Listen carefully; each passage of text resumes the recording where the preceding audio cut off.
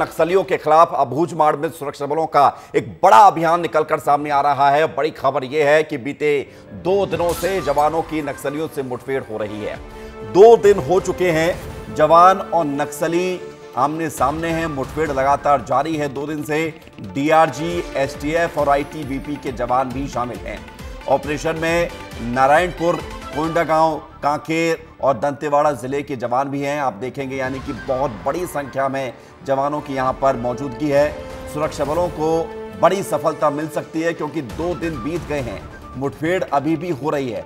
Operation लाल आतंक का सफाया लगातार जारी है। डीआरजी, एसटीएफ के साथ तमाम जवान सुरक्षा बल वहां पर मौजूद हैं।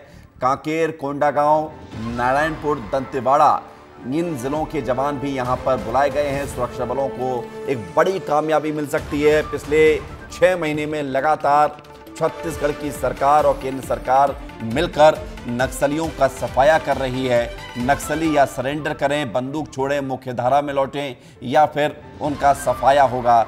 2 विकल्प हैं और इसको लेकर आपको खबरें भी लगातार विस्तार न्यूज़ बता रहा है। खास बात यह है कि नक्सलियों को लेकर सरकार ने नीति भी बनाई है, पुनर्वास नीति, और उसमें नक्सलियों से ही पूछा जा गया है कि वो क्या चाहते हैं। तो एक तरफ सरकार हाथ बढ़ा रही है नक्सलियों को मुख्यधारा में शामिल करने के लिए, दूसरी तरफ सरकार उन नक्सलियों के लिए उनको मुंहतोड़ जवाब देने की भी तैयारी में है और लगातार प्रयास किया जा रहा है। जो नक्सली लगातार लाल आतंक को बढ़ावा देते हैं। संजय ठाकुर हमारे साथ जुड़ गए हैं ज्यादा जानकारी के साथ, उनसे खबर लेते हैं। संजय, 2 दिन हो चुके हैं, लगातार मुठभेड़ जारी है, क्या अपडेट मिल पाया है अब तक इस मुठभेड़ को लेकर? देखिए, बहुत बड़ा ऑपरेशन है। करीब 1000 जवान जो हैं वो दंतेवाड़ा, कांकेर, कोंडागांव और नारायणपुर इलाके से डीआरजी और आईटीबीपी के जवान निकले थे। और ये जो कुतुल इलाका है, इसे हम लंबे वक्त तक नक्सलियों की राजधानी कहते आए थे। अबूझमाड़ में ये नक्सलियों का सबसे महफूज गढ़ था। यहाँ जवानों ने ऑपरेशन चलाया है और यहाँ जवानों को बड़ी सफलता मिल सकती है। पिछले 4 महीने में ही 100 से ज़्यादा नक्सली जो है वो अलग अलग मुठभेड़ों में मारे गए। संजय ठाकुर बड़ी जानकारी दे रहे हैं कि एक और बड़ी सफलता यहां पर मिल सकती है और पिछले 4 महीने में 100 से ज्यादा नक्सलियों को ढेर किया गया। संजय, जरा यह भी बताइए कि जैसा आपने बताया कि 1000 से ज्यादा यहां पर जवान सुरक्षा बलों की मौजूदगी है जहां पर इस बड़े ऑपरेशन को अंजाम दिया जा रहा है, तो क्या यह मानकर चला जाए कि 2 दिन में मुठभेड़ में हो सकता है कई नक्सली मारे भी गए हों, लेकिन जो जानकारी तभी मिलेगी जब तक मुठभेड़ खत्म नहीं हो जाती? देखिए, बहुत ही सेंसिटिव इलाका है, नक्सलियों का सबसे मजबूत गढ़ है, ये अबूझमाड़ का इलाका है। यहाँ संजय, मैं आपको रोकना चाहूंगा माफी के साथ, आप बड़ी खबर दे रहे हैं फिलहाल के लिए, शुक्रिया, क्योंकि एक दूसरी बड़ी खबर पर हमको जाना होगा। शिवराज सिंह चौहान क्या कुछ कह रहे हैं, जरा उनको सुन लेते हैं। 4 करोड़ से ज्यादा किसानों को पीएम फसल बीमा योजना के अंतर्गत आर्थिक सुरक्षा की गारंटी मिली हुई है। मुझे ये बताते हुए प्रसन्नता है कि वैश्विक कीमतों में उछाल के बावजूद भी 11 लाख करोड़ की सब्सिडी उपलब्ध कराकर किसानों को सस्ती दरों पर खाद की उपलब्धता कराने का काम निरंतर जारी है। आज विशेष रूप से मुझे, चूंकि प्रधानमंत्री जी का पहला कार्यक्रम तीसरी बार सरकार बनने के बाद किसानों का कार्यक्रम है, काशी में आयोजित हो रहा है, तो उस कार्यक्रम की जानकारी देने के लिए आज मैंने आपको आमंत्रित किया था। धन्यवाद। तो केंद्रीय कृषि मंत्री शिवराज सिंह चौहान देश की सरकार यानी कि मोदी सरकार के द्वारा जो कदम उठाए जा रहे हैं उसके बारे में जानकारी देते हुए प्रेस कॉन्फ्रेंस कर रहे हैं। केंद्रीय कृषि मंत्री शिवराज सिंह चौहान जिस तरह से नई सरकार बनी और खुद पीएम मोदी ने हस्ताक्षर पहले उस निर्णय पर किए जहां पर पीएम किसान सम्मान निधि की राशि स्वीकृत करते हुए जारी की गई। प्रधानमंत्री जी ने पिछले 2 कार्यकालों में लगातार किए हैं। अब हमारी 100 दिन की कार्य योजना तैयार है। 100 दिन की कार्य योजना के अलावा साल भर की कार्य योजना, फिर 5 साल में हम क्या करेंगे और 2047 तक क्या करेंगे, उसका रोड मैप भी हम तैयार कर रहे हैं और वो जल्दी किसानों के लिए जारी किया जाएगा। सर, आपने बताया कि इसमें तो शिवराज सिंह चौहान को आप सुन रहे हैं। 100 दिन की कार्य योजना, 1 साल की कार्य योजना, 5 साल की कार्य योजना और सबसे ज्यादा बड़ी बात 2047 यानी कि विकसित भारत की जो बात प्रधानमंत्री मोदी करते हैं वहां तक की कार्य योजना क्या होनी चाहिए, कैसे सरकार काम करेगी, ये बात शिवराज सिंह चौहान कह रहे थे। बढ़ते आगे, छत्तीसगढ़ के सरकारी अस्पतालों में डॉक्टरों की कमी होगी दूर। बड़ी खबर आ रही है जहां पर स्वास्थ्य मंत्री श्याम बिहारी जायसवाल का बयान सामने आया है। छत्तीसगढ़ में जो सरकारी अस्पताल हैं वहां पर डॉक्टरों की जो कमी की खबरें और जो जानकारी सामने आती रही है उस पर अब ये बड़ा बयान इसे इस तरह से आप लीजिए कि जो डॉक्टरों की कमी है उसे दूर किया जाएगा। बस्तर और सरगुजा में एक्सपर्ट डॉक्टरों की कमी है, उन्हें भी दूर किया जाएगा। पड़ोसी राज्यों से विशेष पैकेज देकर डॉक्टरों की तैनाती की जाएगी। सरकार बॉन्ड की राशि 25 लाख से बढ़ाकर 1 करोड़ का विचार कर रही है कि 1 करोड़ उस पर किया जाए ताकि डॉक्टर्स ड्यूटी छोड़कर ना जाने पाए। ये अपने आप में बड़ी खबर है। लोगों के स्वास्थ्य से जुड़ी हुई छत्तीसगढ़ सरकार का ये बड़ा फैसला इसे इस तरह से माना जाएगा कि सरकारी अस्पतालों में डॉक्टरों की कमी का खामियाजा ये होता है कि जो इलाज कराने के लिए मरीज पहुंचते हैं उनको पर्याप्त एक्सपर्ट डॉक्टर नहीं मिल पाते। क्या कुछ कह रहे हैं मंत्री, जरा आप सुन लीजिए। आप सभी को जानकारी में है कि छत्तीसगढ़ में हमारे पास जितने विशेषज्ञ चाहिए उतना विशेषज्ञ नहीं है। तो इसके लिए हम 2 प्रकार की पॉलिसी तैयार कर रहे हैं। एक तो जो विशेषज्ञ डॉक्टर हैं जो पीजी किए हुए हैं उनको बांड पर 2 साल रखने का हमारा सर्कुलर है। उसमें 25 लाख रुपए हम रिकवरी करते हैं यदि कोई ज्वाइन नहीं करता है तो अधिकांश ऐसे हो रहे हैं कि लोग 25 लाख रुपए देकर डॉक्टरी को जो स्पेशलिस्ट है वो छोड़ दे रहे हैं। तो उसके लिए हम लोग उसको 1 करोड़ तक का जो राशि है उसको 1 करोड़ तक का बढ़ाने का उस पर निर्णय। अनमोल तिवारी हमारे साथ जुड़ गए हैं सीधे रायपुर से, उनसे ज़्यादा जानकारी लेते हैं। अनमोल, सरकार की कोशिश है कि एक्सपर्ट डॉक्टरों को बुलाया जाए, 25 लाख की बॉन्ड राशि को बढ़ाकर 1 करोड़ तक किया जाए ताकि डॉक्टर बॉन्ड तोड़ ही ना पाए, छोड़कर जाने ना पाए। अच्छी खबर है ये तो छत्तीसगढ़ के लिए।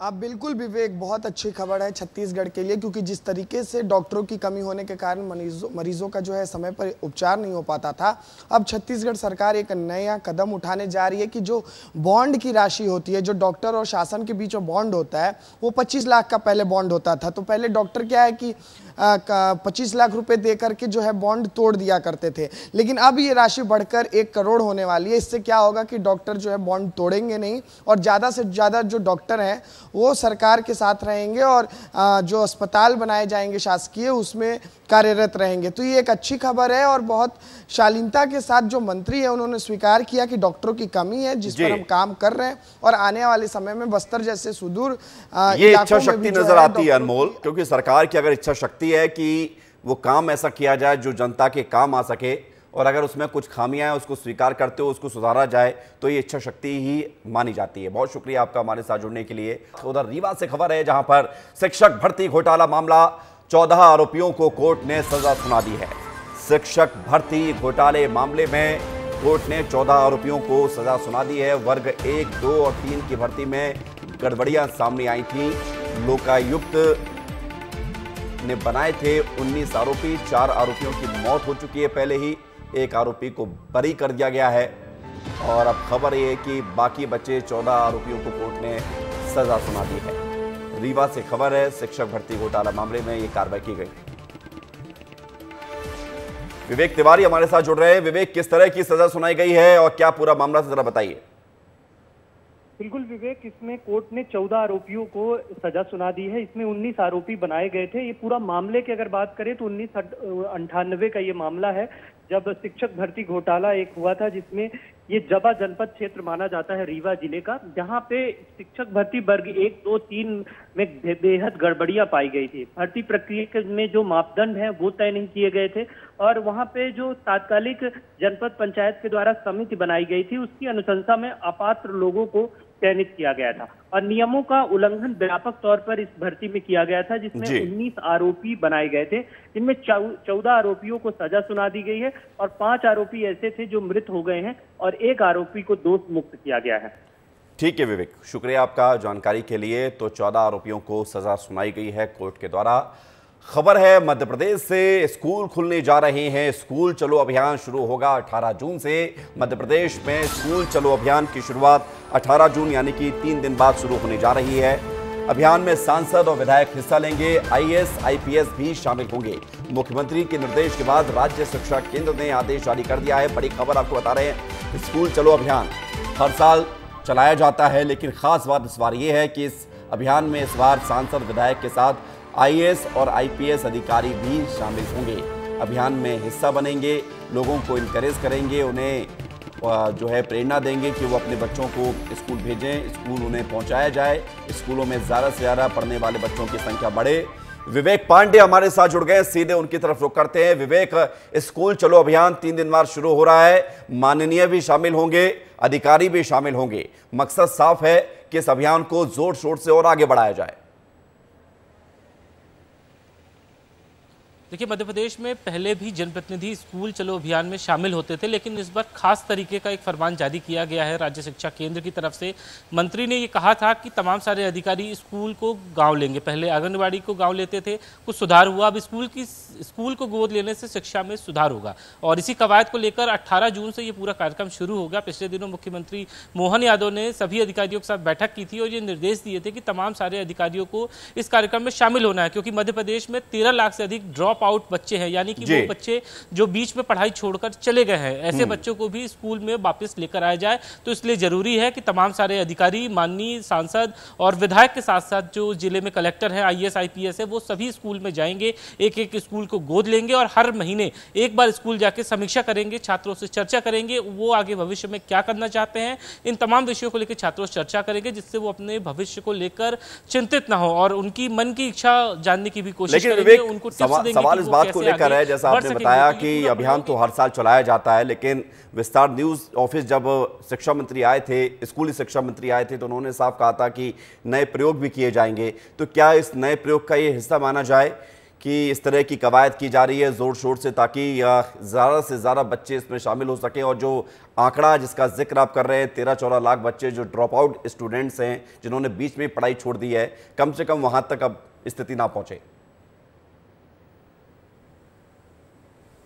बिल्कुल सही बात है। जून का ही एक महीना होता है, जून से जुलाई के बीच में, जहां पे एडमिशन सबसे ज़्यादा होते हैं और ऐसे में एडमिशन की संख्या सबसे ज़्यादा बढ़ जाए, छात्र स्कूल तक पहुंचे, ये सरकार की चुनौती है। और इसीलिए शाला प्रवेशोत्सव कार्यक्रम के साथ साथ स्कूल चलो अभियान को भी शुरुआत में मध्य प्रदेश में लागू किया गया था, लेकिन अब इसमें कई बदलाव किए गए हैं। बदलाव इस हिसाब से किए गए हैं कि अगर छात्रों के बीच जनप्रतिनिधि पहुंचे तो उससे उनका कॉन्फिडेंस लेवल बढ़ता है, वो बीच में पढ़ाई नहीं छोड़ते हैं। तो ये नए नए प्रयोग बिल्कुल, और स्थिति भी सामने आती है कि अगर बच्चे स्कूल नहीं जाना चाहते हैं तो उसके पीछे की असली वजह क्या, उस वजह को भी दूर किया जाना चाहिए। शुक्रिया आपका विवेक, हमारे साथ जुड़ने के लिए और तमाम जानकारी के लिए।